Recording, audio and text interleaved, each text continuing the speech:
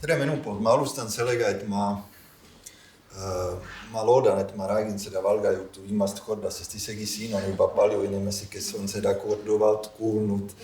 Ja kuigi see tagasiside, mis teie kolleegid Paides ja Tartus mulle anti, oli väga positiivne, ma räägin ladusalt, siis seal kõlas väga palju seda, et see on juba nii palju kordi räägitud, et piisab. Ja nii ongi, ma viimast korda loodan.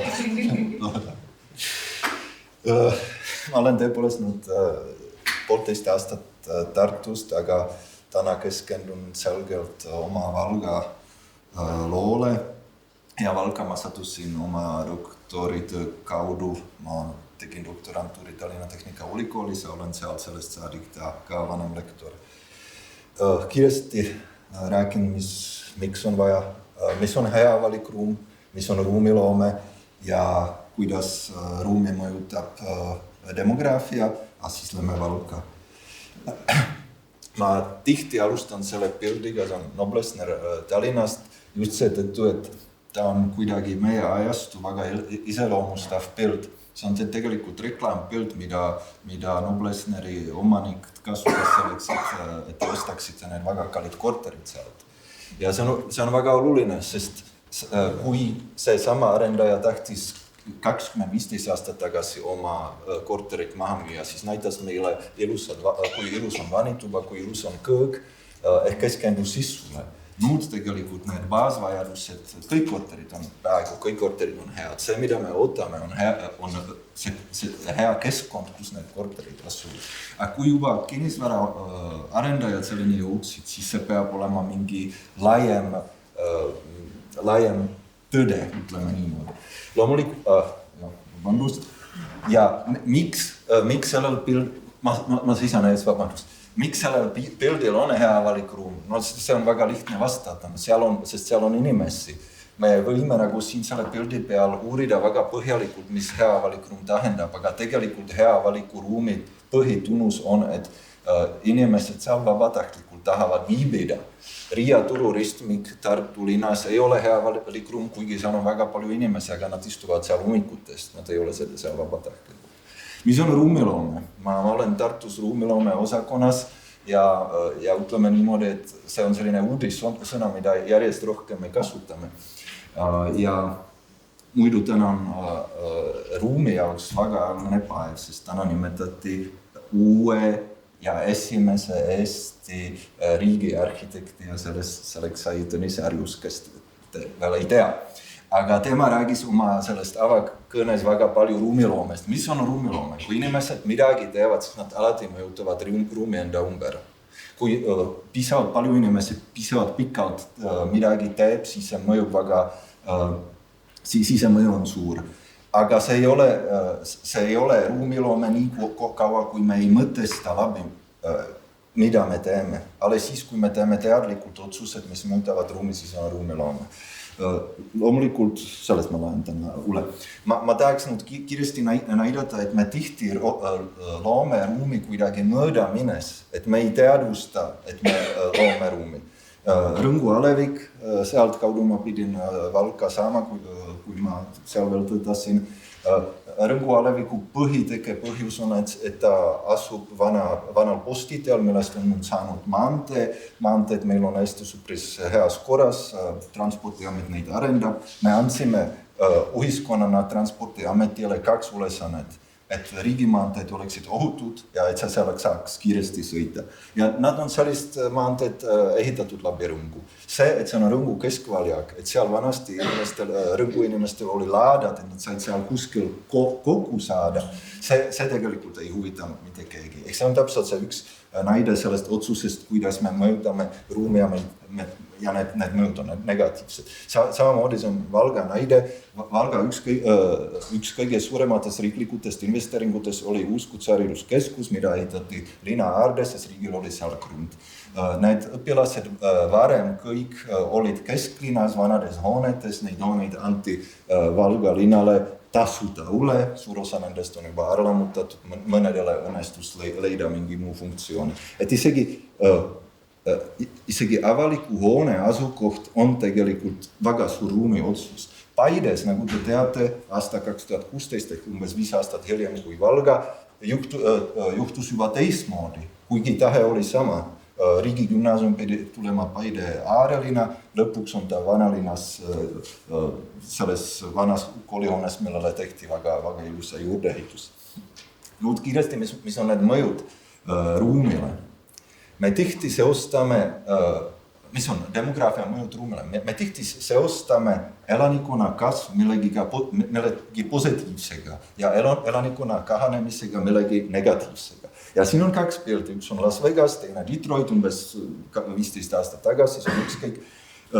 Need pildid on väga erinevad, üks on kiiresti kasvav valglinnastu, teine on väga kiiresti kahanev linn, Detroit teate kaotas juba seal elab 4% inimestest, mis on varem elanud. Nendel pildidel on väga palju erinevusi, aga üks on sarnane. Mõlemates nendest äärelinnadest elamine on tegelikult väga madala elukvaliteetiga. Näiteks kui te õhtul tulete koju avastate, et unustasite piima ostmast, siis teil on ainukene võimalust istuda autos ja sõita väga kaugele.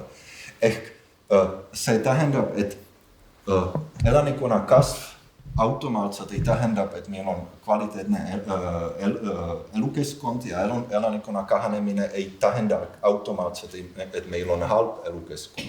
Pikem on probleem, kui need muutused on liiga kiired, kui elanikkond liiga kiiresti kasvab ja ruum ei suuda sellega kohaneda, siis on probleemid ja vastupidised, kui elanikkond kiiresti kahaneb ja ruum ei suuda sellega kohaneda, siis jälle on probleemid.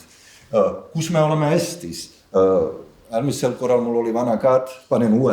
See on prognoos aastaks 2050. Rohelised piirkonnad on need, mis selle aja jooksul kasvavad, kui mitte midagi ei muutu, kui kõik demograafilised protsessid on täpselt samad.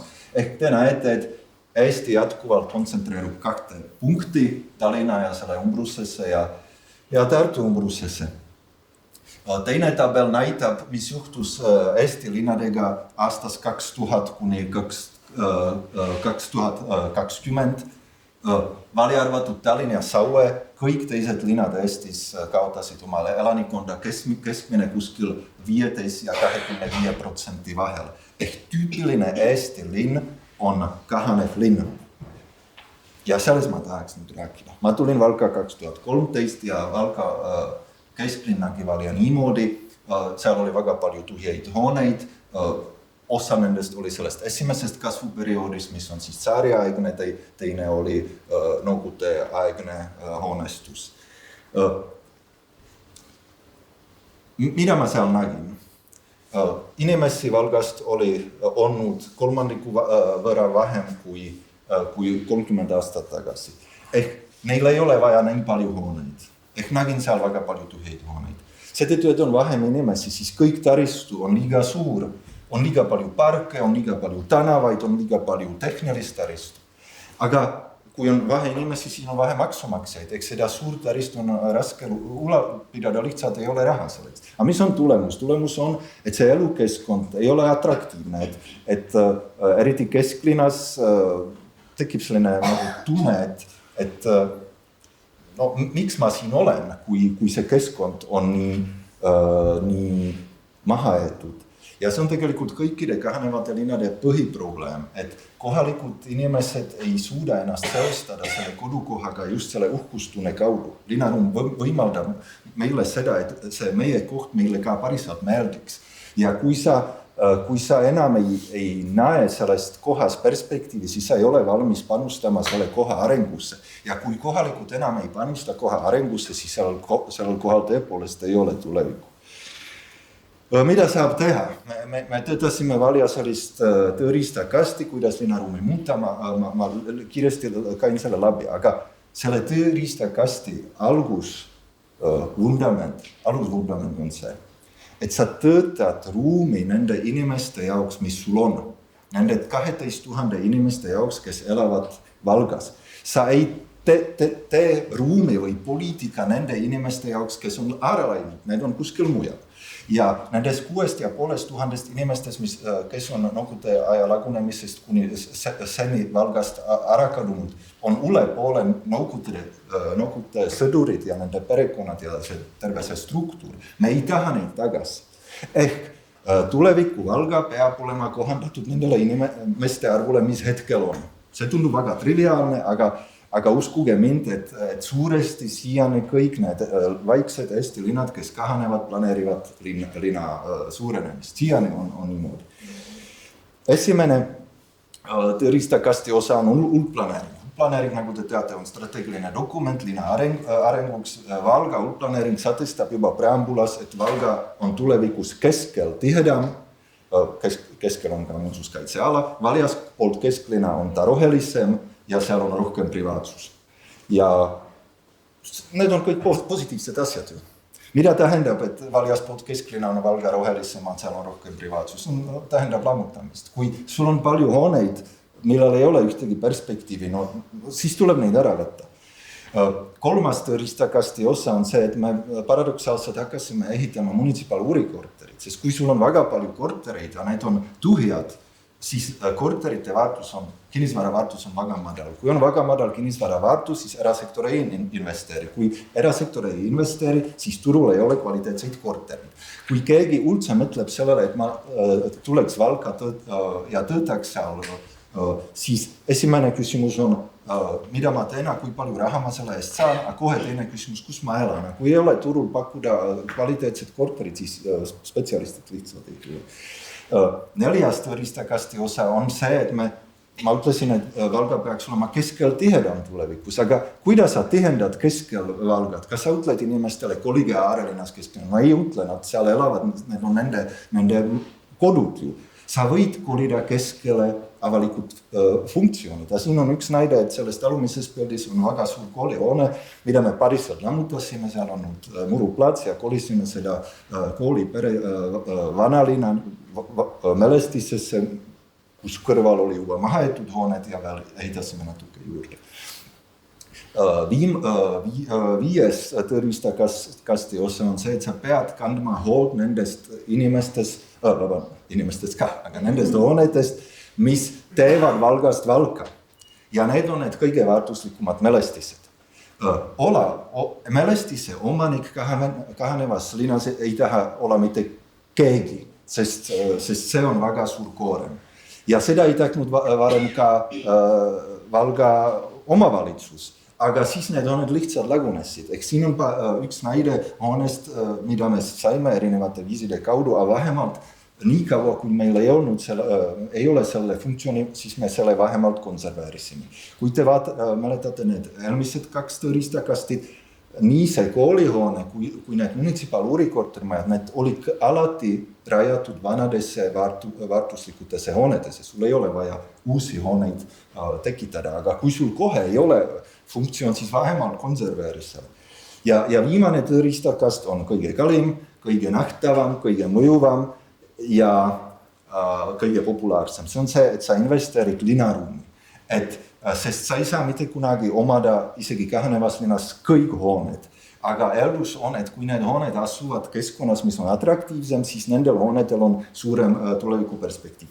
See ala on täpselt see sama ala, mida ma näitasin seal alguses koos Jaani kirikuga, kus oli need erinevad garaažid ja butkad. Hetkel on sellest saanud Valga uus keskvalja.